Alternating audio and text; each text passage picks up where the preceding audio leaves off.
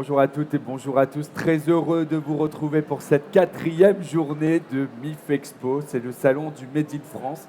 La voix est encore au rendez-vous. Elle sera peut-être pas là ce soir, jusqu'à ce soir. Mais on a déjà fait 28h30 de direct ici pour partager avec vous l'ambiance de ce salon. Le salon est ouvert à la porte de Versailles au hall 3 jusque ce soir 19h. On vous attend nombreux parce que la haute du Père Noël elle se remplit ici et puis surtout vous allez prendre un bain de fierté. Vous allez rencontrer des entrepreneurs, des entreprises, des marques parfois séculaires, des entreprises avec des savoir-faire extraordinaires. Et franchement, ça fait du bien. Mais rassurez-vous, si vous n'avez pas cette chance de pouvoir venir, on va tout faire pour vous faire vivre l'ambiance de ce salon et partager avec vous toutes ces belles histoires. Ce matin, on va parler de cuir. On va parler de cuir avec le Conseil national du cuir, qui est un des partenaires du MIF Expo.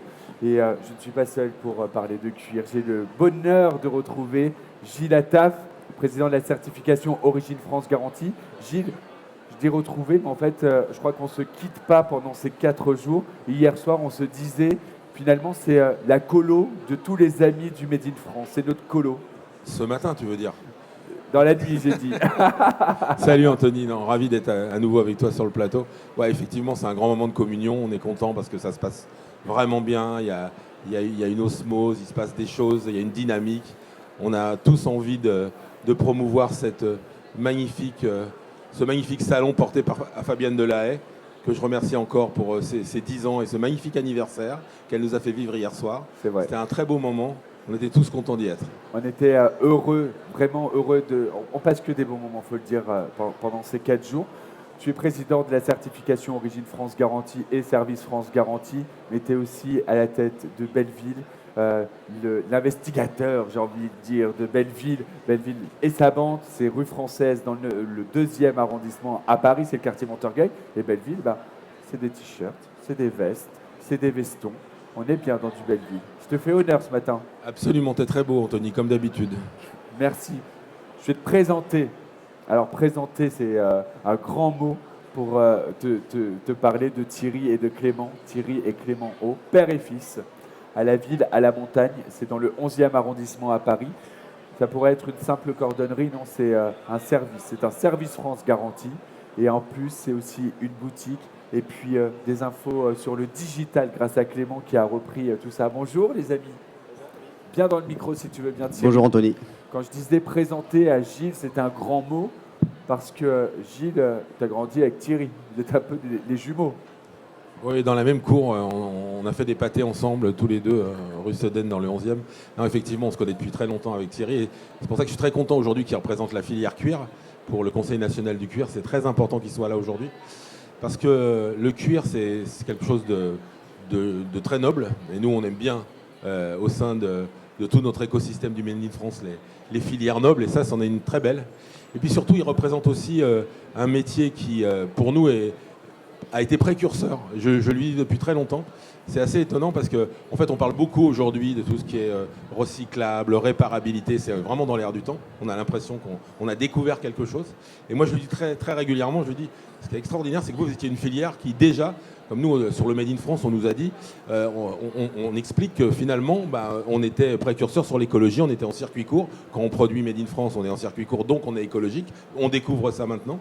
Et on découvre aussi que cette filière cuir, assez étonnamment, en fait, a été la première à utiliser les matières et à pouvoir les faire perdurer. Consommer mieux, consommer bien, c'est le slogan de notre nouvelle campagne Origine France Garantie qu'on a mis en place avec Bien Français. C'est exactement ça, cette filière cuir. C'est extraordinaire parce que c'est des gens qui se posent beaucoup de questions. Donc je suis content que ce soit représenté par à la ville, à la montagne aujourd'hui avec Thierry pour les savoir-faire parce que c'est quelqu'un qui est absolument incroyable, je le dis, c'est pas parce que c'est mon meilleur ami, mais c'est quelqu'un qui a un savoir-faire absolument fabuleux, qui a été nef d'or de la mairie de Paris. Et aujourd'hui, il est soutenu par son fils dans ce projet. Et je trouve qu'il y a beaucoup de... Je trouve que c'est un bel exemple. Depuis 2 jours, tu sais bien, je parle beaucoup d'incarnation. Parce que l'incarnation, c'est hyper important. 4 et donc, jours, 4 jours, pardon. Pas les jours passés. 4 jours, je parle beaucoup d'incarnation. Et voilà, c'est des belles images qu'il faut qu'on les prenne, il faut qu'on essaye de les promouvoir. Donc on est content de les avoir et maintenant il faut qu'ils nous expliquent un petit peu leur projet parce que je suis sûr qu'ils ont plein de choses à dire. Eh ben, tu me fais les transitions. On va parler, avant de parler du cuir, on va parler quand même de la ville à la montagne parce qu'il faut comprendre j'ai pas envie de dire de cette boutique ou cette cordonnerie, mais ce lieu de vie. Parce que c'est un vrai moment. Tout est travaillé, de la décoration à l'atmosphère, à la sélection de ce que vous proposez. Thierry, parle-nous un peu de ce lieu magique. Déjà entreprise familiale, créée en 1960 pour mon papa, deuxième génération et bientôt Clément, j'espère, troisième génération. Donc entreprise de cordonnerie traditionnelle, spécialisée dans la réparation de chaussures de montagne, d'outdoor, tout l'univers de l'outdoor, réparation de sacs à dos et réparation traditionnelle. Et je forme beaucoup d'apprentis depuis 30 et 35 ans. Il faut que l'artisanat fasse passer son savoir. Si un artisan de sa vie n'a pas formé ou n'a pas transmis, il a raté sa vie. Et ça, aussi bien pour l'artisanat de la cordonnerie, de la maroquinerie, de toute cette filière cuir, on est tous soudés les uns des autres. Et il faut vraiment transmettre, via des formations initiales, notre savoir-faire et notre métier. Cette transmission qui est au cœur de ton engagement, on parle de à la ville, à la montagne. Je voudrais quand même parler du concept parce qu'on est dans le 11e arrondissement, on est proche de la place de la Bastille, on est au bout du boulevard Richard Lenoir. Déjà, il y a une déco. On a un chalet. C'est chalet savoyard. C'est chalet ça. Savoyard en plein Paris. L'idée, c'était de pouvoir apporter des solutions de durabilité. Gilles parlait de la durabilité de cette empreinte environnementale qui est précurseur dans les métiers du cuir. Là, on va venir réparer des chaussures de montagne. On va pouvoir en acheter aussi. Et pas que les chaussures de montagne, parce que je sais que tu fais absolument toutes les pièces. Mais ce que je voudrais vraiment préciser ici, parce que j'ai l'occasion de venir plusieurs fois chez toi et on est voisins et on se connaît depuis tant de temps, c'est qu'il y a un vrai service, il y a un accompagnement. Tu n'es pas juste dans la réparabilité de faire ton métier, que tu fais de façon très bien, c'est qu'il y a cette atmosphère-là, ce qui t'a d'ailleurs poussé à te faire certifier Service France Garantie. Tout à fait. On accueille les clients, on aime notre métier, on fait passer notre métier, notre savoir, notre joie. Et Clément, pareil, maintenant, reprend de plus en plus le côté... il a amené quelque chose à l'entreprise dans le sens où maintenant il fait des semelles sur mesure, des chaussures de ski sur mesure, il a fait des formations de podologie. Et voilà, donc maintenant à lui aussi à reprendre la technicité un petit peu plus poussée de la boutique. Clément, ton papa dit que tu as fait des formations de podologie. En vrai, à la base, toi, tu te projetais pas du tout dans cette reprise. En tout cas, tu as fait des études qui n'ont rien à voir. Et pas du tout, exactement. Moi, je suis ingénieur à la base. Ingénieur de formation, généraliste. Mais ça fait quand même des années que j'ai en tête cette boutique, cette cordonnerie. Et j'ai toujours voulu quand même revenir... Parce que c'est un lieu familial pour... Tu as grandi dans cette boutique. Exactement. Depuis mon grand-père, papa maintenant qui reprend qui a repris la cordonnerie depuis une trentaine d'années. C'est un savoir-faire qui perdure et que je me devais, entre guillemets, redévelopper, revaloriser. Donc c'est pour ça que j'ai voulu amener mes compétences que j'ai acquises dans mon école d'ingénieur et dans mes formations et amener ça dans la cordonnerie, dans l'artisanat. Pouvoir développer ces aspects-là. C'est important en tout cas. C'est important et tu le fais très bien, donc bravo. Gilles, nos générations, Thierry, toi, moi, c'était presque évident parfois dans ces lignées d'entreprises familiales, on avait même des très belles enseignes père et fils. C'était évident qu'on pouvait reprendre et faire perdurer ce savoir-faire familial, qu'on allait apporter de la longévité à une entreprise qui portait un nom de famille bien généralement. Et puis, il y a une vingtaine d'années, à peu près, c'était moins évident. Les générations suivantes, les enfants voulaient plutôt aller faire du service, devenir ingénieur et pas nécessairement reprendre les entreprises familiales. Aujourd'hui, on voit qu'il y a un retour à cette source-là, de se dire non, la famille est important, le nom de famille, ce patronyme, ce père et fils, ce père et fille de plus en plus. Et bien ça revient. Oui, mais alors, ce qui est vraiment intéressant pour moi, c'est que ça a beaucoup changé.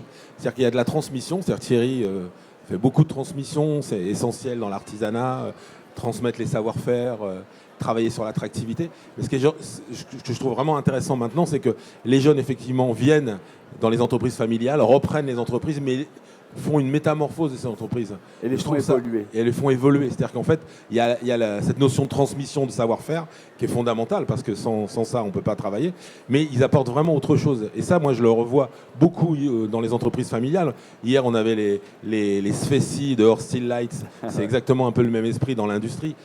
Ce qui est génial, c'est que Caroline ces jeunes Chemin. viennent avec des ambitions. Ils veulent reprendre cette tradition familiale, mais ils veulent apporter aussi leur savoir-faire. Qu'on a la chance d'avoir, comme Thierry, un fils qui a fait des belles études techniques en plus, faire revenir les ingénieurs dans l'artisanat, comme moi j'essaye de les faire revenir dans l'industrie, c'est essentiel. Il faut que ce soit au service du savoir-faire. Si l'innovation est au service du savoir-faire, ça va être quelque chose d'incroyable. Et on a des belles années devant nous. Et l'entreprise familiale, c'est toujours un socle, tu sais, Anthony. C'est important parce qu'on prend des décisions rapides, on est agile. Quand une entreprise familiale, moi je vois comment ils fonctionnent tous les deux. Ils ont ouvert un deuxième point de vente à Paris parce qu'ils sont tellement humbles tous les deux qu'ils vous disent rien, mais en fait, c'est pas une petite cordonnerie. Maintenant, c'est une grosse entreprise. Ils ont ouvert 140 mètres carrés rue du Chemin Vert où ils sont en train de travailler sur tout le périmètre de la réparabilité, du recyclage. Je sais qu'ils travaillent avec Refashion. Il se passe beaucoup de choses chez vous, hein. Il faut le dire parce que c'est important de sortir aussi de cette image qu'on peut avoir un peu traditionnelle, qu'il faut avoir, qu'il faut garder, mais qu'il faut aussi muter. La mutation, ça a de l'importance parce qu'aujourd'hui, on a envie d'aller en avant et on a besoin de gens comme vous qui portent ces valeurs. On le voit ici au salon du Made in France, l'union fait la force. Plus les entreprises vont se parler entre elles, plus elles seront puissantes. C'est aussi le cas, Thierry, chez des artisans. Longtemps, l'artisan était dans son échoppe, un peu esselé. Aujourd'hui, non, vous travaillez en groupe, il y a une solidarité qui se crée, qui vous renforce. On essaye surtout de fédérer. Et si les artisans se fédèrent entre eux, moi je représente aussi la Fédération française de la cordonnerie au niveau régional, mais il faut que justement les artisans soient solidaires les uns des autres et qui se fédèrent entre eux pour avoir plus de moyens de s'exprimer, des moyens de former les jeunes, d'avoir la formation, c'est quelque chose de très important. Et malheureusement, dans nos filières de la cordonnerie, il y a 2 centres de formation qui ont fermé leurs portes, faute de jeunes, justement, qui sont attirés par ce métier. Donc effectivement, comme le disait Gilles, il faut que dans un métier artisanal et un petit peu entre guillemets archaïque, il y ait de la modernité donc donnée par des jeunes qui amènent leur savoir-faire et leur touche de modernité. Quelques mots sur le Conseil national du cuir, Thierry, créé en 1946.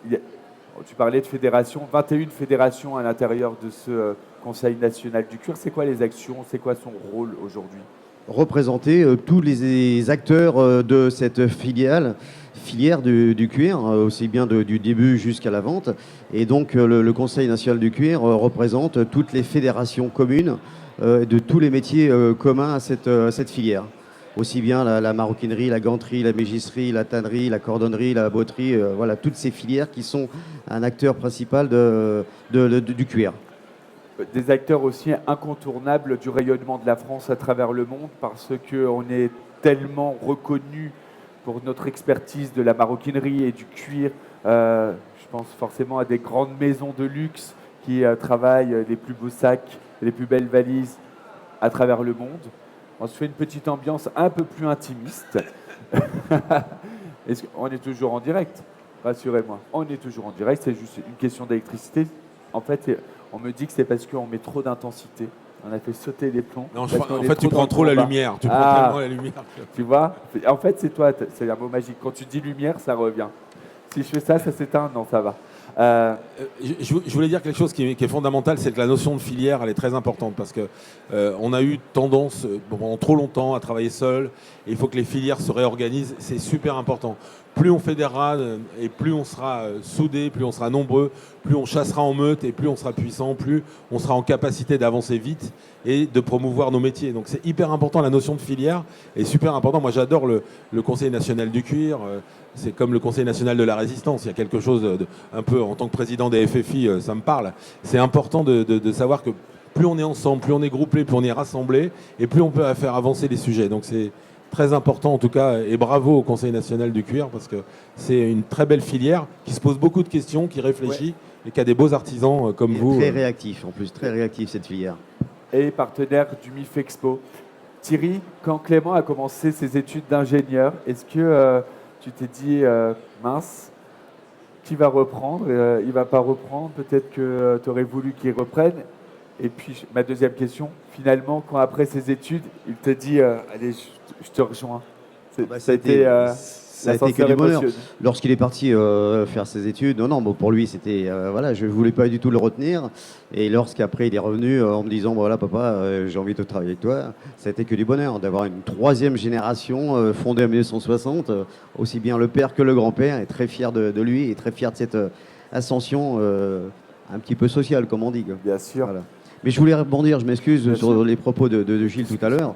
Il ne faut pas oublier que la réparation, nous les réparateurs, on a été quand même les premiers acteurs du recyclage. La réparabilité. Le cordonnier, c'était quand même son métier, c'est toujours son métier de remettre en action, de remettre en vie des chaussures, bien évidemment, mais de faire du recyclage. Donc on n'a attendu personne, on a été quand même les premiers acteurs dans ce domaine. Clément, c'est quoi la suite à la Ville à la Montagne? Gilles parlait d'un deuxième point de vente. Je sais que toi, tu as envie de faire plein de choses. Tu as envie de développer, tu as envie que cette maison grandisse. Exactement. Là, donc, ça va être de développer ce nouveau point de vente, donc rue du Chemin Vert. Quel numéro? 50 rue du Chemin Vert. Donc, pouvoir un peu mettre en valeur cet esprit-là. On a souhaité en fait agrandir l'atelier, parce qu'effectivement il devenait trop petit, et se rapprocher d'un modèle un petit peu d'une usine, faire le lien entre l'artisanat et l'usine, parce que le lien est obligatoire. On a besoin des usines, on a besoin de structurer un petit peu le monde de l'artisanat, et tout comme le monde industriel a besoin de l'artisanat. On fonctionne dans les deux sens. Et un autre point, c'est on a ouvert depuis un an une e-boutique. Donc l'artisanat se met aussi au numérique. Il faut aussi le faire savoir, il faut aussi le mettre en valeur, et donc de développer un peu cet aspect-là. Et on parlait tout à l'heure de mutualiser un petit peu les compétences, c'est un peu ça. Il faut réussir à fédérer tous les cordonniers, tous les artisans, pour chacun apporte ses compétences, pour qu'ensemble on soit plus fort et puis qu'on se développe, notamment au niveau du numérique, puisque c'est extrêmement important. On a besoin de ça, on a besoin de se mettre en valeur. Gilles, je disais ici, on prend un bain de fierté, mais quand on ouais. écoute Clément, on prend un bain d'espoir. Et nous, on a beaucoup à apprendre au niveau de l'industrie et de l'artisanat. Hein. C'est hyper important. Moi, je le dis souvent à Thierry, j'aimerais arriver à faire avec l'industrie ce que les artisans ont réussi à faire. C'est-à-dire qu'aujourd'hui, c'est des gens respectés dans la société, qu'on écoute, qui comptent. Et c'est vrai que nous, l'industrie, on a été laminés pendant des années. Et le métier d'ouvrier a été effectivement complètement mis de côté. Et donc moi je voudrais arriver à faire cette mutation que les artisans ont réussi à faire en 30 ans. Et donc c'est pour ça qu'ils ont une belle carte à jouer, parce que c'est des gens qui représentent des valeurs. Et donc c'est formidable. Nous on a beaucoup à apprendre au niveau de l'industrie sur l'artisanat. C'est un bel exemple. Et donc en tout cas nous on essaye de se dire que l'artisanat, comme le disait très justement Clément, l'artisanat, l'industrie, tout ça, c'est produire, c'est faire, F-A-I-R-E. Hein, on va revenir à notre prochain événement Origine France Garantie au mois de mai prochain à Grande Contrôle qui s'appellera Faire. Un artisan, il fait, en industrie, on fait. Et de produire, c'est toujours valorisant. Et de réparer, c'est encore plus. Et voilà, et nous, on fait en France la télé. Et réparer, c'est hyper important parce qu'il y a cette notion de durabilité. Je pense que tout le monde aujourd'hui a compris qu'il fallait effectivement être en capacité de faire durer les produits. Et alors, qui de mieux qu'un cordonnier pour faire perdurer des produits? Donc tous à la ville, à la montagne, au 50 rue du Chemin Vert. On est dans le 11e arrondissement, c'est à Paris. Vous n'êtes pas allé très loin de la rue Sedaine, vous avez grandi tous les deux, hein, finalement. Ça reste dans le quartier. Si vous voulez voir là-bas, c'est sûr. Si vous voulez voir Gilles, il faut aller au 9 rue Française, c'est dans le 2e arrondissement. Et c'est Belleville et sa bande. Et vous pourrez acheter ces t-shirts et ce gilet, entre autres. Merci Anthony. Avec grand plaisir. Merci Thierry. Merci Anthony. Merci Clément. Merci Gilles. Vous êtes exposants, hein. C'est important de le dire. Il y a aussi, les artisans sont également exposants ici au Salon du Made in France. Nous sommes sur le salon du Soulor. une marque béarnaise que je représente. J'assure leur service après-vente sur Paris et la distribution. Et je suis aussi, je fais des animations sur le stand du CNC, donc où je monte une chaussure tous les après-midi. Alors là, je vous recommande d'aller voir Thierry sur le stand du CNC, parce que là, il a un tablier, c'est pas un déguisement, hein, il sait vraiment en coudre. Et vous allez voir, c'est absolument fabuleux, il a des mains en or. Allez sur le stand du CNC, regardez-le travailler, et vous allez voir, vous allez prendre un grand moment de bonheur. Exactement, c'est cet après-midi et c'est au salon du Made in France. Le salon est ouvert jusque ce soir, 19 h au hall 3 à la porte de Versailles. On vous attend nombreux, les allées sont déjà pleines, il est 11h30. C'est déjà plein ce salon, mais venez parce que vous allez y faire des rencontres absolument formidables. Nous, on va se retrouver dans quelques instants pour la suite des programmes de Fait en France la télé. On est en direct jusque ce soir pour notre plus grand bonheur. À tout de suite.